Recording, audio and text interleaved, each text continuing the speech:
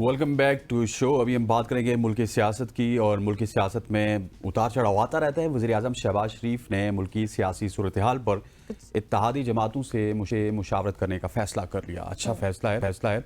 और दूसरी जानिब एहसन इकबाल ने कहा है कि इमरान खान ने तस्लीम कर लिया कि वो GH के ऊपर उनका हमला उन्हीं का मंसूबा था, और इमरान खान का जो तर्ज सियासत है वो तजादात से बरा पड़ा है। इमरान खान एक तरफ सिविल बालादस्ती और दूसरी तरफ फौज को मुदाखलत की दावत देते हैं। उन्होंने कहा कि PTI रियासत के मफादात पर बराह रास्त हमला आवर है और PTI पर पाबंदी आइन और कानून के मुताबिक होगी। बिल्कुल जी। अच्छा, अगर दूसरी तरफ हसनैन हम देखें तो आज इंपॉर्टेंट मजीद खबरें भी हमारे सामने कल भी आई, आज भी आएंगी। रऊफ हसन की पैका एक्ट के तहत दर्ज मुकदमे में जमानत मंजूर हो चुकी है। इस्लामाबाद की अदालत ने पाकिस्तान तहरीक इंसाफ के रहनुमा रऊफ हसन को पैका एक्ट के तहत दर्ज मुकदमे से रिहा करने का हुक्म दे दिया है, और इसी पे हम अभी बातचीत भी करेंगे। एनी हाउ, इसके अलावा असद कैसर ने कहा कि आइंदा 15 दिन में एक ग्रैंड अलायंस भी बनाएंगे। अभी हसन रऊफ से मुतालिक बात करने के लिए उन्हीं के वकील मिर्जा आसिम बेग हमारे साथ मौजूद है। मिर्जा साहब अस्सलाम वालेकुम। शुक्रिया। आपको आवाज आ रही है सर? जी जी, आवाज आ रही है। सर बताइएगा, आज क्या एक्सपेक्ट करें हम, और कल की जो हियरिंग वगैरह थी उससे आप लोग मुतमईन हैं? आज क्या होने जा रहा है? जी, हम पहले दिन से ही मुतमईन थे, लेकिन हुकूमत की जो नीयत है वो हमें ठीक नहीं लग रही है। और हुकूमत ने जिस तरह मतलब FIA को टूल के तौर पे इस्तेमाल किया और एक पॉलिटिकल मेजर पॉलिटिकल पार्टी के खिलाफ जो है इसको दहशतगर्दी और पीका एक्ट के तहत जो है ना उनको मुलव्वस करने की ये कोशिश की गई है। तो मैं समझ रहा हूँ इसकी, मैं तो फर्स्टली भरपूर अंदाज में मजम्मत करता हूँ कि ऑफिस के ऊपर जिस तरह रेड किया गया, वहाँ के जो मुलाजमीन थे जो डेस्क के ऊपर थे या जो PM थे, उनको भी इस तरह पीका एक्ट के तहत उठा के इन्होंने कहा जी कि ये ट्रोलर चला रहे हैं, सोशल मीडिया जो है ना ये दहशतगर्द है। एक नई इस तरह मुतारफ करवाई गई है जी कि डिजिटल दहशतगर्द है। रऊफ हसन साहब एक ऑफिशियल ओहदा रखते हैं पार्टी के अंदर, वो वहाँ पे मौजूद थे। बाकी दफ्तरी जो मुलाजमीन है हमारे, जिनको पाकिस्तान तहरीक इंसाफ पेड करती है, पेड पे रखे हुए हैं बंदे हमने वहाँ पे, उनको उठा के और इस मुकदमे में मुलव्वस करके 3 खवातीन उठाई गई इस मुकदमे में कि जी वो 11 लाख फेक अकाउंट चला रही हैं। तो सेक्शन 9, सेक्शन 10 और सेक्शन 11 जो पीका एक्ट है वो उसको इम्प्लीट किया गया। लेकिन अल्हम्दुलिल्लाह कल जो है हमने इसका रऊफ हसन समेत जो 9 अफराद थे हमारे जो ऑफिस मुलाजमीन थे, उनकी बेल जो है 50,000 मुजरिमों की उस मजिस्ट्रेट अब्बास शाह की कोर्ट से मंजूर हो चुकी है। अच्छा मिर्जा साहब, मुझे ये बताइएगा कि जिस सेक्शन 10 का आपने जिक्र किया वो नाकाबिल जमानत है, और इसके ऊपर प्रोसिक्यूटर ने बड़े दलाइल भी पेश किए और वो गैर मुतमईन थे इस फैसले से। इस हवाले से कोर्ट के क्या रिमार्क्स थे? क्योंकि पीछे देखे ना, इसको आप सीक्वेंस के साथ जोड़ के देखें ना, FIA को देखे ना, SOP के तहत इनको सारा पहले इंक्वायरी इनिशिएट होनी थी, कोई इस तरह की जाती, फिर वो वारंट लेके आते। मतलब इसी तरह किसी के सेक्रेटरिएट के ऊपर या सेंट्रल ऑफिस के ऊपर हमला करना, मैं समझता हूँ बगैर FIR के, बगैर वारंट के आप जाके वहां से सारा डकैती करके आप डिस्पेंसर तक, पेन तक चीजें नहीं छोड़ते हैं, वहां से उठा के गायब करके ले जाते हैं। आज वो कल 2 दिन कबल जो है ना वो दफ्तर डिसील हो गया है हमारा मर्कजी सेक्रेटरिएट, हम वहाँ बैठ रहे हैं। लेकिन जब हम अंदर गए तो इस तरह डकैती में भी नहीं होता जिस तरह इन्होंने कुछ किया हुआ है वहाँ पे। इस तरह समझे कि किसी कोई राह या मुसाद के लिए कोई काम कर रहा था, इस तरह की रेड की गई है वहाँ पे। और ये FIA को टूल के तौर पर वफाकी गवर्नमेंट, और मैं समझता हूँ कि अता तारड़ साहब ने तमाम हदें अबूर कर रही है। इन्होंने भी इसी मुल्क में रहना है, हमने भी इसी मुल्क में रहना है, इन्होंने भी सियासत करनी है, आगे हमने भी सियासत करनी है। लेकिन बात ये है जी कि अवाम और हुकूमत और अदारों के दरमियान खलीज जो इस वक्त जो है ना वो हुकूमत पैदा कर रही है, और हम तो कानूनी सतह के ऊपर इसको जंग को लड़ रहे हैं। उसको इंशाल्लाह रिलीफ मिल रहा है। कानून और आइन और तनाजुर के सेक्शन 9 और 10 और 11 के जो आप जिक्र कर रहे हैं ना सर, इनकी कोई चीज ऐसी इंक्रीमेंटल मटेरियल रिकॉर्ड के ऊपर नहीं था कि भाई इनके ऊपर इल्जाम क्या है, इनसे बरामद क्या हुआ है, इनका कनेक्शन क्या है उस केस के साथ। ठीक हो गया। अच्छा आसिम साहब, आप लोगों ने अगर देखा जाए सारी प्रोसीडिंग्स को, और जो इल्जामात थे रऊफ हसन साहब पे कि उकसाया जा रहा है आवाम को, या सोशल मीडिया से मुतालिक जो भी रिजर्वेशंस है गवर्नमेंट के, उसको फिर कैसे टैकल किया आप लोगों ने? जी, उसको टैकल इस तरह किया क्या, देखें जी, ये FIR जो है, जो ये खाली रऊफ हसन या पाकिस्तान तहरीक इंसाफ के मर्कजी सेक्रेटरिएट के ऊपर नहीं थी, ये पाकिस्तान की 23 करोड़ आवाम के ऊपर थी। हर बार दूसरा बंदा सोशल मीडिया यूज कर रहा है। अब ये कोई कह देना, कोई ट्वीट कर देना या किसी की राय से या हुकूमत की राय से इख्लाफ करना, ये फंडामेंटल राइट है अवाम का, पॉलिटिकल पार्टीज का, आम पब्लिक का। तो लिहाजा ये तो नहीं कहा जा सकता ना जी कि इन्होंने मरियम बीबी की तौहीन कर दी है, नवाज शरीफ साहब की तौहीन कर दी है। क्योंकि मरियम की तौहीन जो है चूंकि FIA हरकत में आ जाती है, फौजों में पीका एक्ट आ जाता है उसमें, और अता तारड़ साहब जो मतलब अभी ये तवज्जो हटाने के लिए सारे ये मामला कर रहे हैं, क्योंकि अब इनके पास तो कोई ऑप्शन है नहीं है ना कि पाकिस्तान तहरीक इंसाफ को बैन किया जाए। इन्होंने पहले स्टेटमेंट दी, उससे आप यू टर्न ले लिया, चूंकि पीपल्स पार्टी ने साथ नहीं दिया कि जी इस तरह जो है ना एक पॉलिटिकल मेजर पार्टी को जो है ना उसको बैन नहीं किया जा सकता। अब ये प्रेशर बिल्डअप करने के लिए काउंटर FIR थी, क्योंकि मरियम बीबी का जो है ना ये बनाया गया नैरेटिव था जी के ये डिजिटल दहशतगर्द है, इनको साथ दहशतगर्द के साथ जोड़ें। पाकिस्तान तहरीक इंसाफ जो है मैं समझता हूँ जी कि वफाक की अलामत है, चारों सूबों में इसकी प्रेजेंस मौजूद है और आम इसकी पूरे पाकिस्तान की तर्जुमानी कर रही है। अच्छा आसिम साहब, मुझे ये बताइएगा, एहसन इकबाल साहब ने वॉइस ऑफ अमेरिका को इंटरव्यू देते हुए भी ये कहा कि बेसिकली अता तारड़ ने PTI पे पाबंदी की बात इस वजह से की है कि उनके पास ठोस शवाहिद मौजूद हैं कि आपका जो सोशल मीडिया है ये किसी दुश्मन मुल्क से चलता है या फिर बाहर के मुल्क से चल के दुश्मन अनासिर को प्रमोट कर रहा है और लोगों को भड़का रहा है। समझता हूँ सर, FIA किसके अंदर आती है? वफाकी गवर्नमेंट के अंदर आती है ना। उन्होंने FIR भी करवा दी, FIR लॉन्च भी हो गई, बंदे गिरफ्तार भी हो गए, वो बिहाइंड द बार रिमांड पे भी रहे। कोई प्रूफ तो ले आते ना, कोर्ट को मुतमईन कर लेते ताकि हमारी बेल रिजेक्ट हो जाती। हमारे मुलाजमीन की जो सोशल मीडिया एक्टिविस्ट हैं, मतलब वो एक्टिविस्ट नहीं है, मुलाजमीन है दफ्तर के। सोशल मीडिया का तो एक बंदा भी नहीं इन्होंने पकड़ा। एक अहमद जिंजुआ को पकड़ के उसकी इंकशाफ के ऊपर, अब जहां से जुडिशियल होने के बाद इस मुकदमे में पीका एक्ट वाले और रऊफ हसन साहब को लिया जाता है जी CTD के हवाले, और उसमें जो है ना 2 दिन कबल उनको जो है ना वो उठा लिया गया, परसों उनको पेश कर दिया गया जी कि हमें जो है ना वो वारंट चाहिए और रिमांड चाहिए। रिमांड 2 दिन का लेके गए। आज इंशाल्लाह रऊफ हसन साहब इस केस CTD वाले केस के अंदर भी जो है जुडिशियल हो जाएंगे सर। इसमें तो जान ही नहीं है, स्पेकुलेशन पे है, और ये मतलब हेयर से पे सारी बातें कर रहे हैं, ये सुनी सुनाई बातें। तल्लुकात तो इनके थे, मुस्लिम लीग नून का दुनिया जानती है, दुनिया शाहिद है, इंडिया के अंदर बिजनेस इनके हैं, इनके बच्चे बैठ के वहाँ कारोबार कर रहे हैं, तल्लुकात रोज बढ़ेंगे। रऊफ हसन के ऊपर जी कि आपने 2010 में जो है ना जी किसी एक मुल्क का जो है ना आपने फॉरेन कंट्री का विजिट किया, उन्होंने कहा जी किया है, मतलब आप देखिए उसमें मेरा इससे क्या लेना देना है। आप मुझे कोई इनक्रिमिनेटिंग मटेरियल मुझे बताएं कि मैंने ट्वीट की है, मैंने कोई मुल्क के राज अफशा किए हो, दहशतगर्दी की डेफिनेशन में फॉल करता हूँ, मुझे वो बताएं।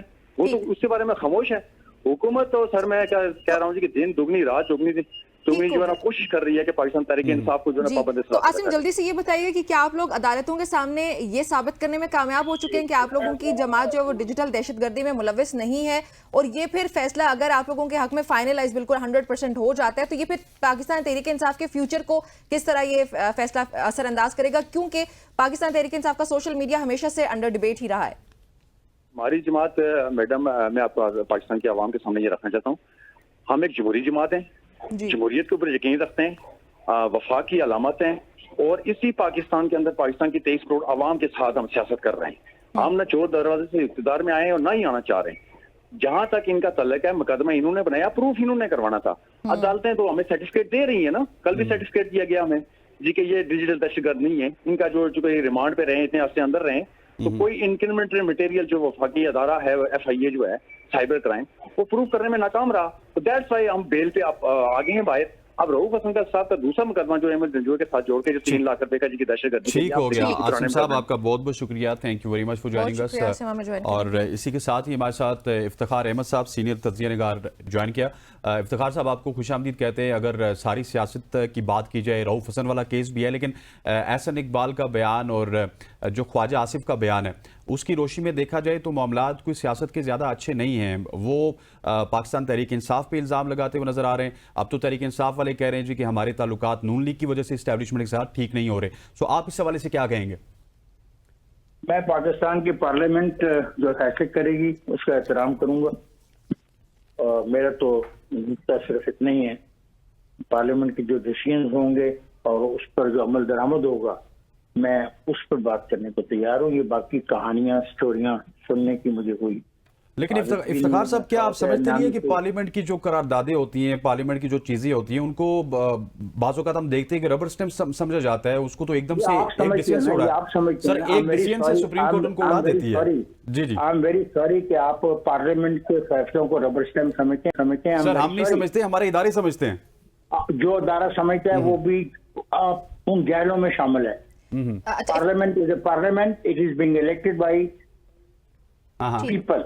ठीक है, और उसके जो फैसले हैं उस पर आपको इतराज तो कर सकते हैं, लेकिन रबर स्टैम्प का जो लफ्ज आप इस्तेमाल करते हैं ये गैर मुनासिब है।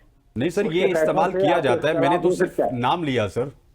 नहीं, जिस किसी ने भी लिया वो अहमद है।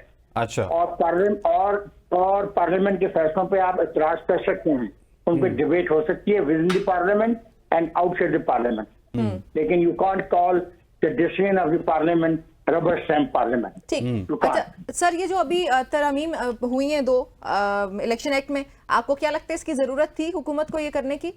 ये फैसला हुकूमत ने करना है, आपने मैंने इंडिविजुअल ने नहीं करना। जी सर, हम उस पे डिस्कशन नहीं कर रहे हैं, हम शायद इसीलिए यहाँ पे बैठे। ठीक है, बात सुने, अगर आपने किसी का तरफदारी करनी है तो मैं आपको रोक नहीं सकता, और अगर आपने मेरा मौकफ लेना है तो आप मुझे सर अपना मौकफ दीजिएगा प्लीज। ठीक है, जब ये तरमीम बनी थी, ये अमेंडमेंट आई थी इलेक्शन एक्ट में, तो तब भी सब लोगों ने इसमें शमूलियत अख्तियार की थी। तब तो ये डिबेट नहीं हुई थी कि ये ऐसा फैसला क्यों किया। ये पाकिस्तान को मजाक बनाया गया है, हर बात पे हम डिबेट करते हैं। किसी ने पूछा है कि आज चीनी की कीमत क्यों महंगी हुई है? कभी ये डिबेट हुई है कि जो पाकिस्तान के अंदर इक्तिसादी बुरान है इसका हल क्या है? कभी ये बात हुई है कि जनाब सिस्टम खत्म हो रहा है, गवर्नेंस तबाह हो रही है? कभी ये बात हुई है कि खैबर पख्तूनख्वा में क्या हो रहा है और बलूचिस्तान में क्या हो रहा है? सुबह से शाम तक एक फर्द, एक पार्टी और एक ऐसा सब्जेक्ट जिससे आम आदमी तक कोई तल्लुक नहीं। तो सर आपकी नजर में फिर इन सारे मसाइल का हल क्या है हमारे पास? पार्लियामेंट के डिसीजन, और अगर पार्लियामेंट के डिसीजन पसंद नहीं आते अदालतों को, तो अदालतें तो कर ही रही हैं, 2-2.5 साल से जो अदालतें कर रही हैं वो आपके सामने। तो सर फिर वो भी पार्लियामेंट कल एक ऐसा वाकया हुआ जो मजाक बन गया। सुप्रीम कोर्ट में एक केस आया कराची का, वो आइस कोई चीज होती है उसके बारे में जमानत के लिए।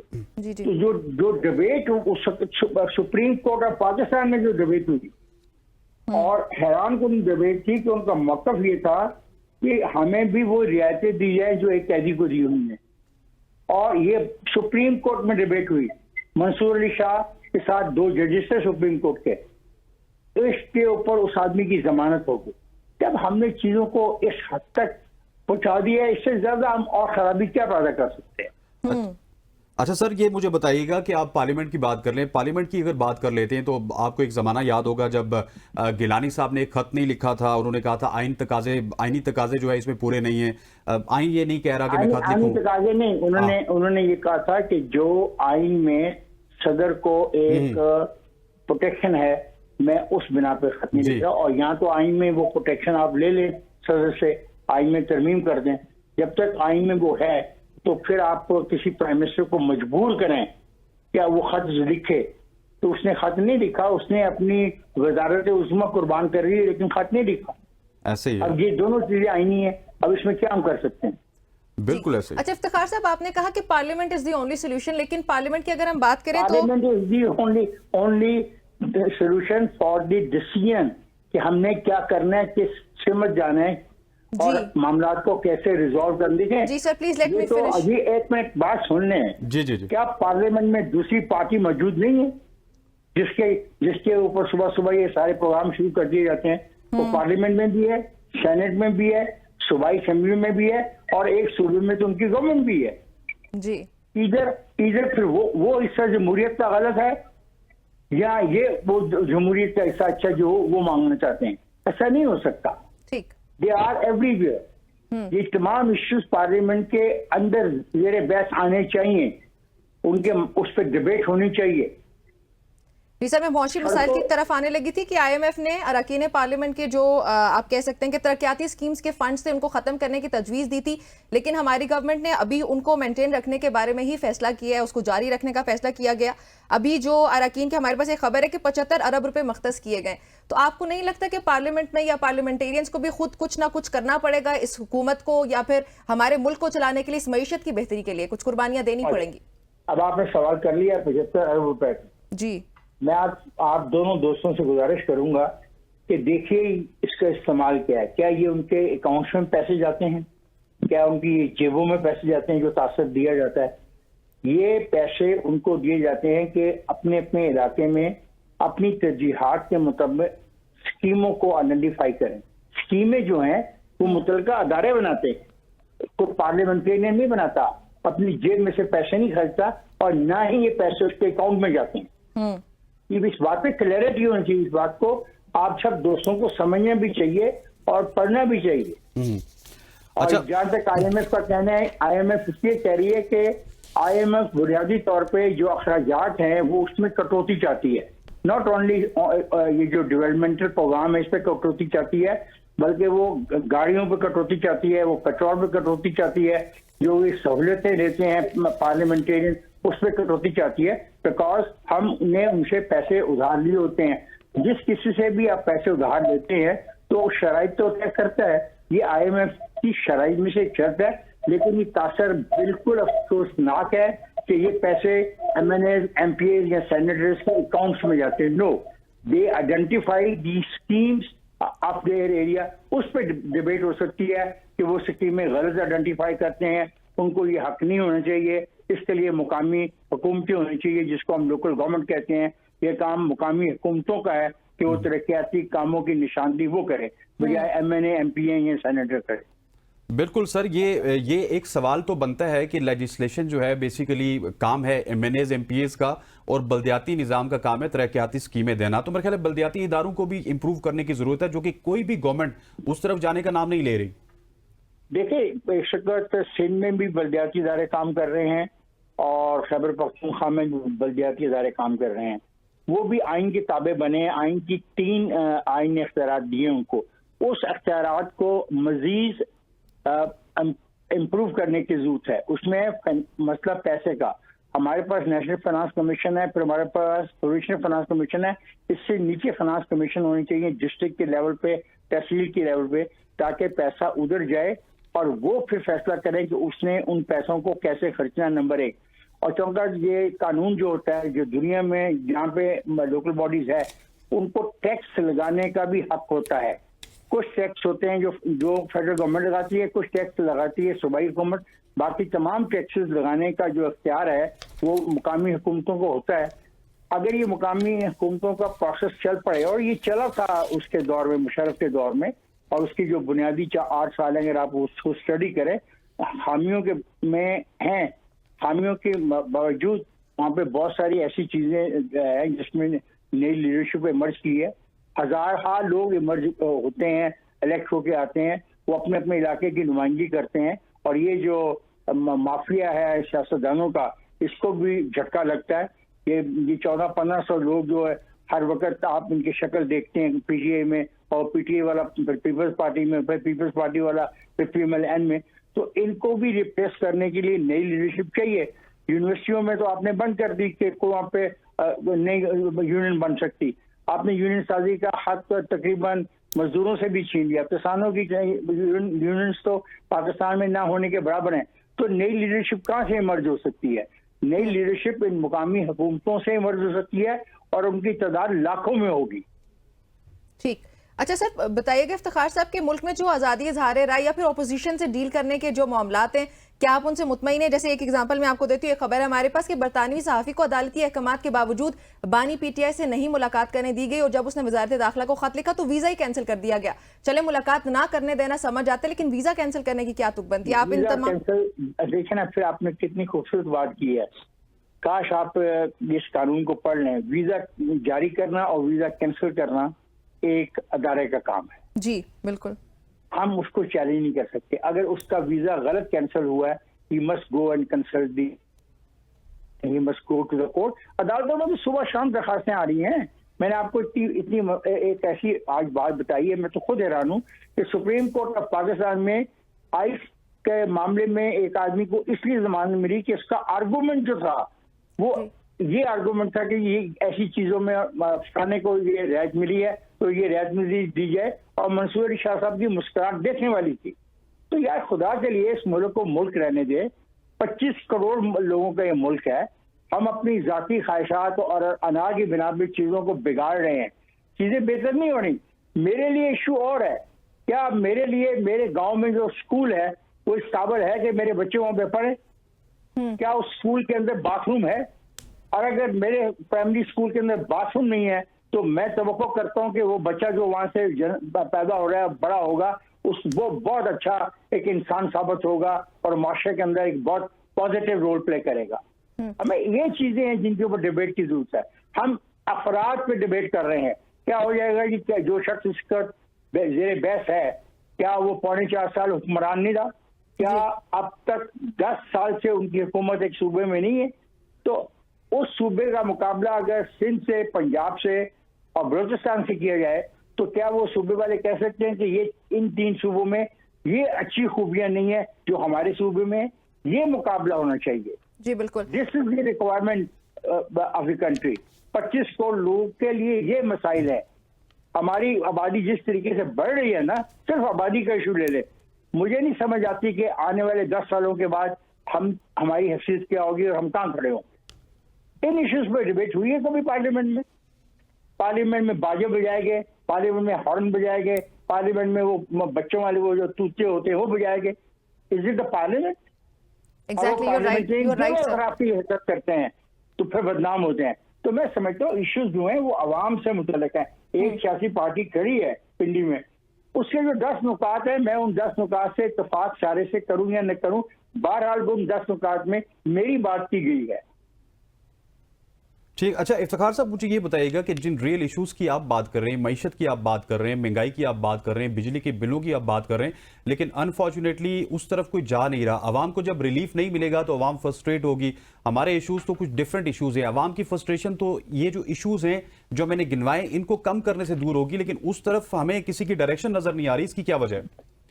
इसकी वजह यह है कि हम सुबह एक आदमी का तस्करा शुरू करते हैं और रात गए तक उसी के गिर्द घूमते रहते हैं।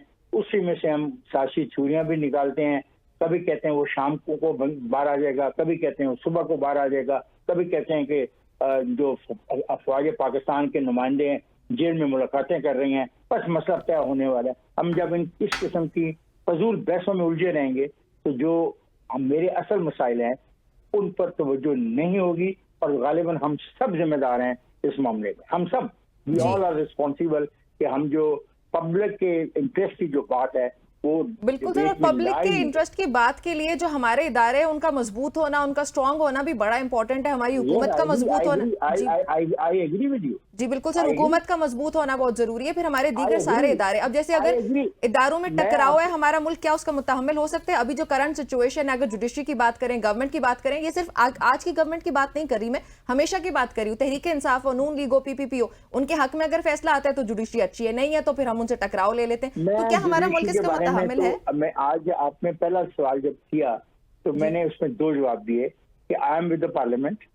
जो पार्लियामेंट करेगी और अगर पार्लियामेंट के फैसलों को गलत हैं तो अदालतों में जाएंगे और अदालतों को तय करने की ये है कि अच्छे फैसले हैं, बुरे फैसले हैं। Sir sorry to interrupt you, लेकिन मेरा सवाल सिर्फ ये था कि क्या इदारे मुतहम्मिल हैं टकराव के? हमारा मुल्क मुतहम्मिल है? हमारा मुल्क तो इस बात का मुतहम्मिल है ही नहीं कि हम खतरे गुर्बत में और नीचे जाए। जब मैं और आप बात कर रहे हैं कई हजार लोग और खतरे गुर्बत से नीचे चले गए हों। बिल्कुल इफ्तिखार साहब, अच्छा आप बड़े सीनियर जर्नलिस्ट हैं और आपको हम सुनते हुए ही आए और आपके तज्जिए हम अक्सर सुनते रहते हैं। मुझे ये बताइए, आपने एक बड़ी इंटरेस्टिंग बात की कि आप पार्लियामेंट के साथ हैं, लेकिन अनफॉर्चुनेट नहीं है कि जब कोई गवर्नमेंट होती है वो पार्लियामेंट के साथ होती है, जुडिशरी के खिलाफ होती है, और जब कोई अपोजिशन में होता है तो वो जुडिशरी के साथ होता है, पार्लियामेंट के खिलाफ होता है। मतलब ये सियासतदानों में भी तो एक तजाद है कि वो भी पार्लियामेंट की जो बालादस्ती है उसको कायम रखने में नाकाम है। पार्लियामेंट एक जगह पे बहुत बुरी तरह नाकाम हुई रिसेंटली, जब इन्होंने ये फैसला किया कि जजेस की तैनाती की को ओवरव्यू करेगा सुपरवाइजरी रोल जो होगा पार्लियामेंट का। तो एक चीफ जज ने कहा कि मैं इसको नहीं मानता, तो इन्होंने जो कानून बनाया था, अमेंडमेंट की थी, उन्होंने उस दबाव के तहत वो इख्तियार अपना छोड़ दिया। ये पार्लियामेंट की कमजोरी थी। पार्लियामेंट की कमजोरी उस वक्त होती है जब वो किसी भी मार्शल लॉ को जस्टिफाई करती है और पार्लियामेंट के अरकान उस पर वोट देते हैं कि हाँ हम इसकी हमायत करते हैं। उस वक्त पार्लियामेंट एक्सपोज होती है। तो फिर उस वक्त ये जो डिबेट हमारे मुल्क में आज जन्म ले चुकी है, ये डिबेट उस वक्त क्यों नहीं हुई? मैं इस लंबी बहस में नहीं जाना चाहता। सिंपल सी बात है, देखो दोस्त, मेरा इशू ट्रांसपोर्ट है, मेरा इशू स्कूल है, मेरा इशू जो है वो अच्छी जिंदगी है। मेरा स्कूल है पार्क्स, मेरी ख्वाहिश है कि मुझे अच्छा अस्पताल मिले, मेरी ख्वाहिश है कि मुझे अच्छे ट्रांसपोर्ट मिले। मेरे मसाइल ये, मुझे इन मसाइल का हल चाहिए और इन मसाइल का हल में पार्लियामेंट कर सकती है, वफाकी पार्लियामेंट भी कर सकती है, सूबाई पार्लियामेंट भी कर सकती है, और मैं इससे आगे कदम जाता हूँ। तो मैं कहता हूँ इसके लिए मुझे मुकामी हुकूमतें दे दो ताकि हम अपने मसाइल मुकामी सतह पर तय कर सकें। तब ये जो आपके सवालात हैं वैसे ही खत्म हो जाएंगे। हर वक्त कोई दरखास्त लेके सुप्रीम कोर्ट में नहीं खड़ा होगा। और बड़े मजे की बात है, कुछ केसेस तो ऐसे हैं जो अदालतों में सिरे से नहीं जाने चाहिए थे, उनको पहले छोटी अदालतों में जाना चाहिए था। हाँ इन जी। तमाम चीजों को देखना पड़ेगा, हमें स्टडी करना पड़ेगा और इनको बेहतर करने की कोशिश करनी पड़ेगी। बिल्कुल ऐसे ही है, आप बिल्कुल ठीक कह रहे हैं इफ्तिखार साहब। बहुत शुक्रिया आपका हमें ज्वाइन करने के लिए। नाज़रीन, गुफ्तगू आपने सुनी है पाकिस्तानी पॉलिटिक्स में, सियासत में क्या हो रहा है, तफसील से हमने गुफ्तगू की है। लेकिन हसन, मेरे ख्याल में भी यहाँ पे किस चीज़ का वक्त हो रहा है? एक ब्रेक का वक्त हुआ चाहता है, ब्रेक लेते हैं, वापस आते हैं। Stay with us.